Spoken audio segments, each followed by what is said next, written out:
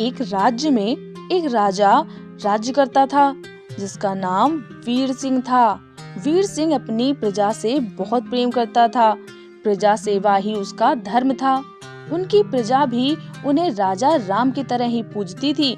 राजा वीर सिंह सभी की निष्काम भाव से सहायता करते थे, फिर चाहे वो उनके राज्य की प्रजा हो या अन्य किसी राज्य की। उनकी ख्याति सभी जगह पर थी। उनके दानी स्वभाव और व्यवहार के गुणगान उनके शत्रु राजा तक करते थे। उन राजाओं में एक राजा थे जय सिंह, जिसे राजा वीर सिंह की इस ख्याति से ईर्ष्या थी। उस ईर्ष्या के कारण उसने राजा वीर सिंह को हराने की एक योजना बनाई और कुछ समय बाद वीर सिंह के राज्य पर हमला कर दिया। जय सिंह ने छल से युद्ध जीत लिया और वीर सिंह को जंगल में जाना पड़ा। इतना होने पर भी वीर सिंह की लोकप्रियता में कोई कमी नहीं थी। हर जगह उन्हीं की बातें चलती थीं, जिससे जय सिंह को चैन न था। उसने राजा वीर सिंह को मृत्युदंड देने का फैसला किया। उसने ऐलान किया कि जो राजा वीर सिंह को पकड़कर उसके सामने लाएगा वो उसे सोने की दिनार देंगे। दूसरी तरफ राजा वीर सिंह जंगलों में भटक रहे थे। तभी उन्हें वहाँ एक राहगीर मिला और उसने कहा, भाई तुम इसी जगह के लगते हो, क्या मुझे राजा वीर सिंह के राज्य की तरफ ले जा सकते हो या तुम रास्ता बता सकते हो?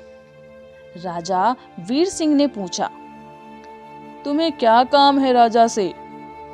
तब राहगीर ने कहा, मेरे बेटे की तबीयत ठीक नहीं, उसके इलाज में सारा धन चला गया है।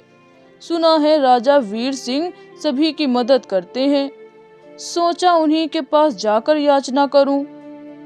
यह सुनकर राजा वीर सिंह राहगीर को अपने साथ लेकर जय सिंह के पास पहुंचे।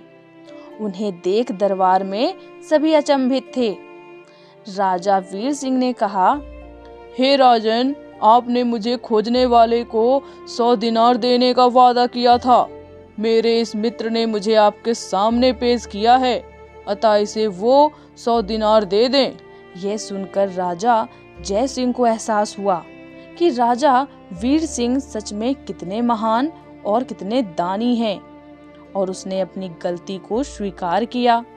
साथ ही राजा वीर सिंह को उनका राज्य लौटा दिया और सदा उनके दिखाए रास्ते पर चलने का फैसला किया। दोस्तों, इसी को कहते हैं कि अगर आप किसी की भलाई करेंगे तो ईश्वर जरूर आपकी भलाई करेगा।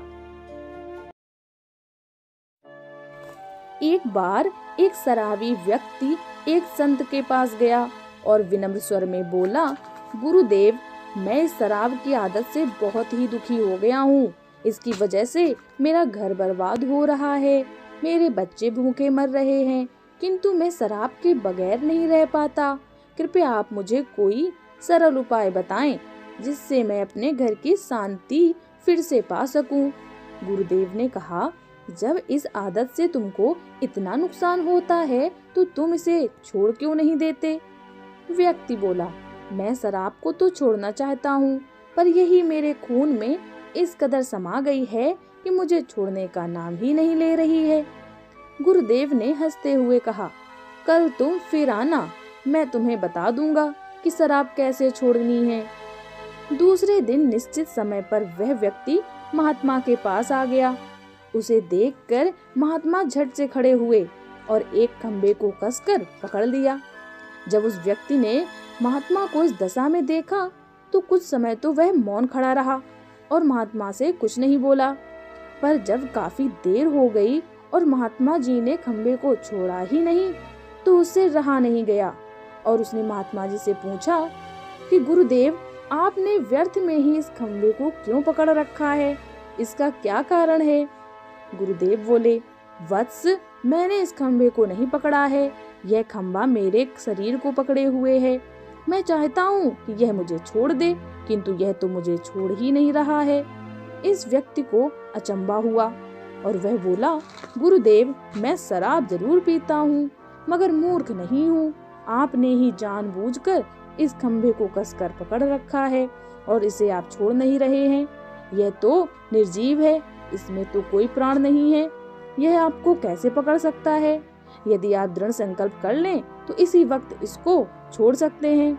गुरुदेव बोले, नादान मनुष्य, यही बात तो मैं तुम्हें समझाना चाहता हूँ। जिस तरह मुझे खंबे ने नहीं बल्कि मैंने ही उसे पकड़ रखा था, उसी तरह इस शराब ने तुम्हें नहीं पकड़ा है, बल्कि सच तो यह है कि तुमने ही शराब को पकड़ रखा है।